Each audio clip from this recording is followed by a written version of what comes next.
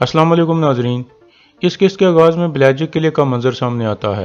Governor का ख़ास आदमी लियो अंदर आकर उसे बताता है कि हर चीज़ तैयार है हुजूर, गुनल्प साहब के लिए तोहफे घोड़ों पर रखवा दिए गए हैं। गवर्नर क्रीतोस कहता है, बहुत अच्छे, जितनी जल्दी हम ये मायदा कर लेंगे इतनी जल्दी हम सोगोट और अर्तुल की जान ले लेंगे। इतने में एक सिपाही अंदर आकर कहता है, हुजूर गवर्नर आरिस आया है, वो आपसे मिलना चाहता है। क्रीतोस कहता है, उसे अंदर आने दो। फिर लियो पूछता है, गवर्नर आरिस यहाँ क्यों आया है? क्रीतोस कहता है, क्योंकि उसके पास कोई और जगह नहीं है जाने के लिए। इतने में अहमद अंदर दाखिल होता है।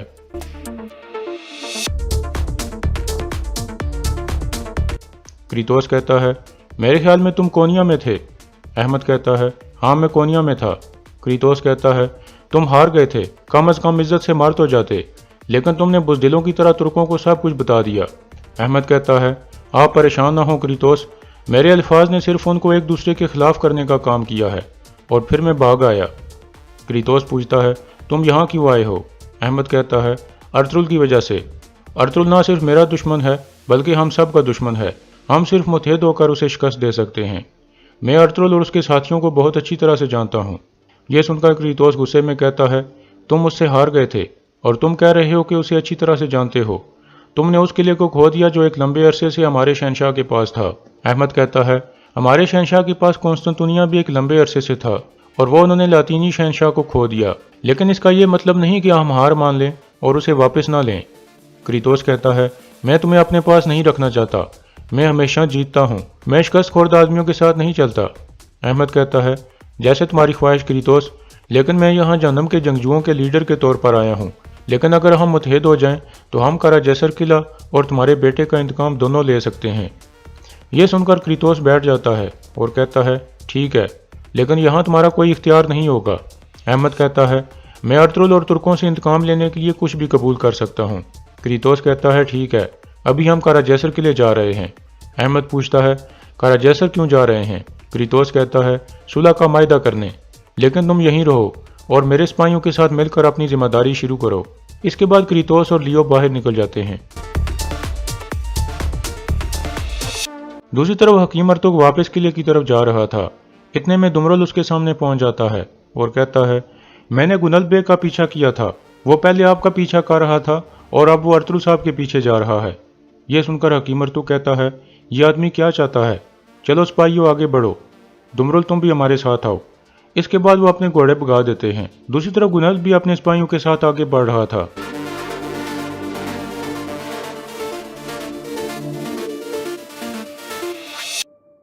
इसी दौरान अर्तुल भी अपने सिपाहियों के साथ शहजादा अरसलान और उसकी वालदा को बचाने के लिए रवाना हो गया था।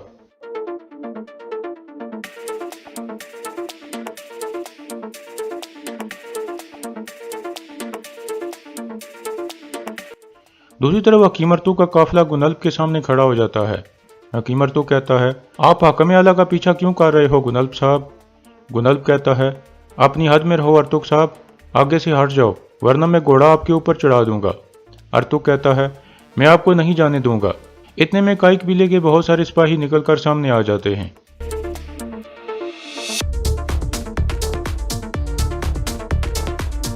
फिर हकीम अर्तुग कहता है, मैं नहीं जानता कि आपके दिमाग में क्या है गुनल्प साहब, लेकिन अगर आप अर्तुल साहब के लिए जाल बिछाना चाहते हो तो इसकी कोशिश भी मत करना।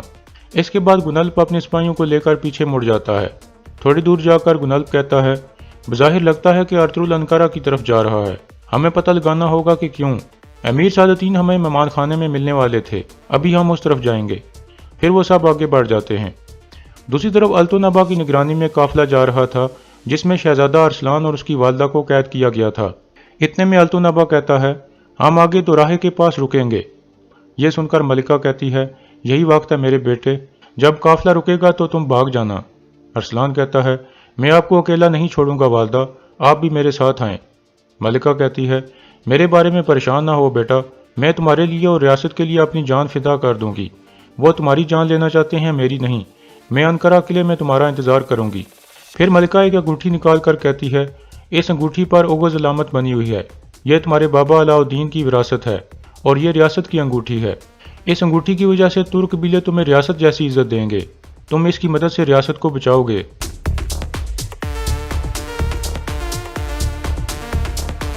दूसरी तरफ काई कबीले में आयमा खातून ने जिरगे के आदमियों को इकट्ठा किया हुआ था और उन्हें बताती है कि अर्तुगरुल ने फैसला किया है कि हम हिजरत करके सोगढ़ जाएंगे। असलहान इस फैसले की मुखालफत करती है और कहती है कि वहाँ हम काफिरों के शिकार बन जाएंगे, अब रियासत भी हमारे साथ नहीं है। आयमा खातून कहती हैं, यह फैसला अर्तुगरुल और तुर्गत की मशावरत से हुआ है, इसलिए आप फौरन हिजरत की तैयारियां शुरू कर दें। अगर किसी को एतराज़ है तो वो खुद अर्तुगरुल से बात कर ले जब वो वापस आएगा। दूसरी तरफ अल्तुनबा का काफिला एक जगह रुका हुआ था।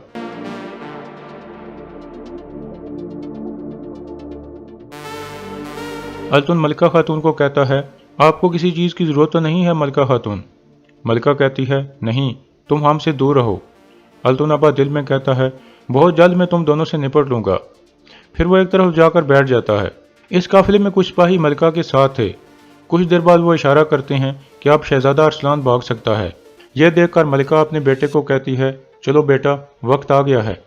फिर शहजादा अरसलान अपनी वालदा को अल्लाह हाफिज कहकर भागने लगता है।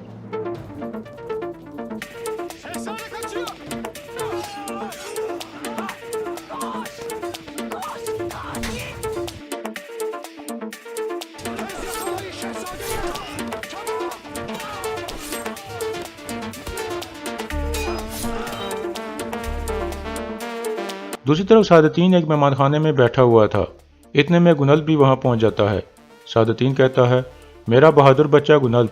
गुनल्ब उसका हाथ चूमकर सामने बैठ जाता है और फिर कहता है, जब अर्तुगरुल ने मरहूम सुल्तान का फरमान देखा तो उसे किले में मेरे इख्तियार के सामने खड़ा होने की जरूरत नहीं हुई। सादतीन कहता है, अल्लाह, तुम अर्तुगरुल को सिर्फ सुल्तान अलाउद्दीन के फरमान से आमादा कर सकते थे। गुनल्ब कहता है, लेकिन अमीरी हजरत, मैं आपसे कुछ पूछना चाहता हूँ। अगर अर्तुगरुल सुल्तान के साथ इतना वफादार है तो फिर हमें अभी भी उस पर शक क्यों है? सादतीन कुछ सोचने के बाद कहता है, अर्तुगरुल भेड़ के लिबास में एक भेड़िया है, उसके अल्फाज पर बिल्कुल भी एतबार मत करना। जैसे उसने सुल्तान अलाउद्दीन को चकमा दिया था, ऐसे ही वो सुल्तान गयासुद्दीन को भी चकमा देने में कामयाब हो गया है।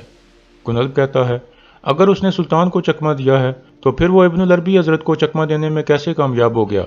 मेरे ख्याल में वो मुबारक आदमी चेहरे को पढ़ने की ताकत रखते हैं। सादतीन कहता है, गुनल्ब, क्या तुम जानते हो कि अर्तुगरुल इतनी जल्दी अनकरा की तरफ क्यों गया है? क्योंकि उसे पता चल गया है कि शहजादा अरसलान और उसकी वालदा को अनकरा किले की तरफ ले जाया जा रहा है। गुनल्ब कहता है, ये आप क्या कह रहे हैं अमीरी हजरत? सादतीन कहता है, मेरे ख्याल में अर्तुगरुल सुल्तान गयासुद्दीन के खिलाफ बगावत का मंसूबा बना रहा है। मैंने सुना है कि वो कुछ बागी तुर्क कबीलों के साथ मिला हुआ है और इस काम में अर्तुगरुल के सारे भाई भी मिले हुए हैं। ये सुनकर गुनल्ब कहता है, तो फिर अर्तुगरुल का सार उतारने का वक्त आ गया है। अमीरी हजरत, मुझे अपने साथ आने की इजाज़त दें। सादतीन कहता है, मैं तुम्हें एक अहम जिम्मेदारी दे रहा हूँ गुनल्ब। गवर्नर किरितोस का राजैसर की तरफ आ रहा है। मैं चाहता हूँ कि तुम रियासत की तरफ से उसके साथ सुलह के लिए मुज़ाकरात करो। इस खात में तुम्हें मज़ीद मालूमात मिल जाएगी। अब फ़ौरन के लिए वापस चले जाओ। अर्तुगरुल को मैं देख लूँगा। फिर गुनल्ब उसका हाथ चूमकर वापस मुड़ जाता है। इतने में एक और आदमी अंदर दाखिल होता है और सादतीन को बताता है कि हमें अल्तुनबा की जगह का पता चल गया है अमीरी हजरत। सादतीन फौरन खड़ा होकर कहता है, हमें लाजमी अर्तुगरुल से पहले वहां पहुंचना होगा।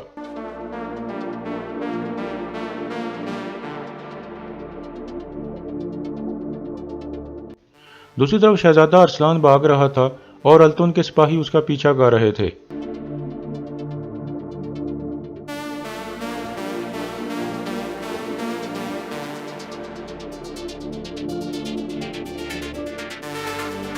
इस तरह शहजादा अरसलान पकड़ा जाता है।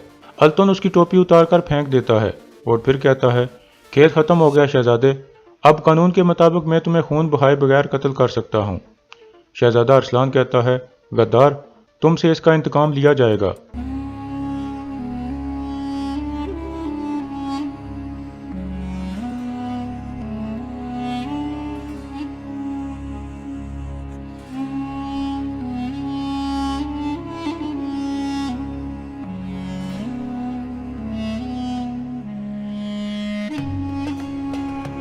तुम्हारा बाप मर चुका है, तुम्हारी माँ भी जल्द मर जाएगी, कौन लेगा तुम्हारा इंतकाम?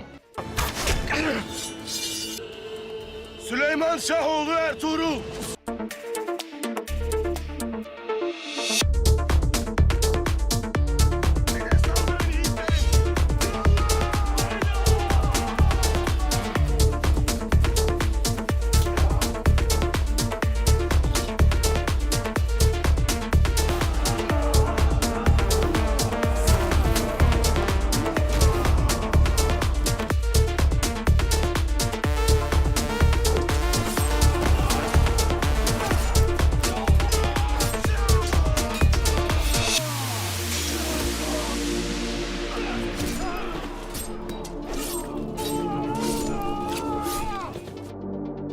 اس طرح التن شہزادہ ارسلان کے پیٹ میں خنجر گھونپ کر جا چکا تھا۔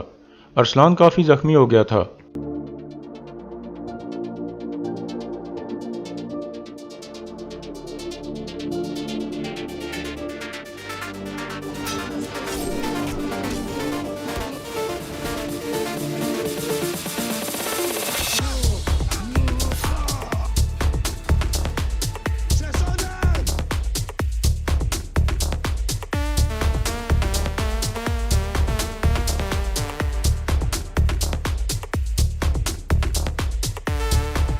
ارطغرل کہتا ہے تھوڑا صبر کرو شہزادے، ہم تمہیں بچا لیں گے۔ عبد الرحمن تم شہزادے کا خیال رکھو، ہم التن کے پیچھے جائیں گے۔ اس کے بعد وہ آگے بڑھ جاتے ہیں۔ دوسری طرف ماریا کارا جیسر قلعے کے قید خانے میں موجود تھی۔ اتنے میں حکیم ارطغرل وہاں پہنچتا ہے۔ ماریا کہتی ہے ارطغرل صاحب، میں جانتی تھی آپ مجھے معاف کر دیں گے، میں جانتی تھی کہ آپ اس عورت پر رحم کھائیں گے جس کے ساتھ آپ نے نکاح کیا تھا۔ حکیم ارطغرل کہتا ہے ہمارا انصاف اور ہمارا رحم صرف اللہ کی خاطر ہوتا ہے ماریا، ہم نے تمہیں عزت دی تھی لیکن تم نے ہمیں دھوکہ دیا، اب تم میری بیوی نہیں ہو ماریا، میں نے تمہیں طلاق دے دی ہے۔ ماریا کہتی ہے ارطغرل صاحب، ہو سکتا ہے میرے پیٹ میں آپ کا بچہ ہو، اس کے ہوتے ہوئے آپ کیسے مجھے قتل کر سکتے ہیں؟ ارطغرل کہتا ہے اسی وجہ سے تم قید خانے میں انتظار کر رہی ہو ماریا، ورنہ بہت پہلے میں نے تمہیں مار دیا ہوتا، اب تم یہیں رہو گی، وقت آنے پر تمہارا فیصلہ کر دیا جائے گا۔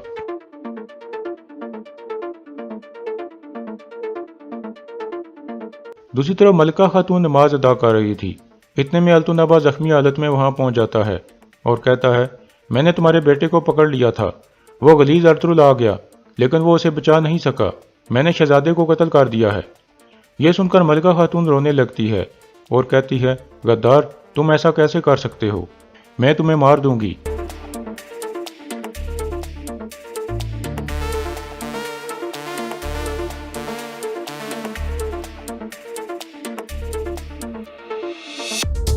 اس طرح ملکہ خاتون شہید ہو جاتی ہے جبکہ التن بھی درد سے تڑپ رہا تھا۔ اتنے میں سعادتین وہاں پہنچ جاتا ہے۔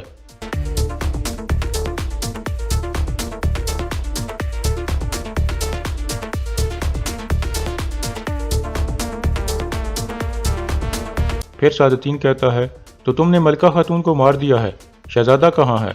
التن کہتا ہے اس نے بھاگنے کی کوشش کی تھی، میں اسے پکڑ کر مارنے والا تھا کہ ارطغرل اسے بچانے کے لیے آ گیا۔ سعادتین پوچھتا ہے کیا ارطغرل نے شہزادے کو بچا لیا ہے؟ التن کہتا ہے اس نے مجھے تیر سے زخمی کر دیا لیکن شہزادے کو میرے خنجر سے نہیں بچا سکا۔ سعادتین کہتا ہے اعلیٰ، تو شہزادہ مر چکا ہے، آؤ تمہارے زخم کا علاج کرتے ہیں۔ التن کہتا ہے اب ہر چیز ختم ہو گئی ہے سعادتین، اب ریاست ہمارے پاؤں کے نیچے ہے، اب ہم جیسے چاہے اس میں ترمیم کر سکتے ہیں، اب یہ تیر نکال دو سعادتین۔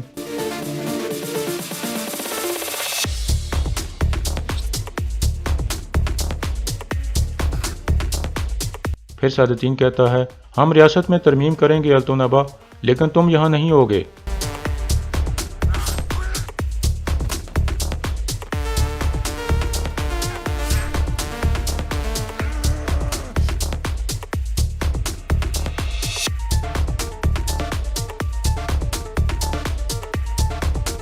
سعادتین اس کے پیٹ میں خنجر گھونپ کر کہتا ہے یہ ریاست صرف امیر سعادتین کی ہے، میں اپنی ریاست اور اپنے راز میں کسی کو شراکت دار نہیں بناتا۔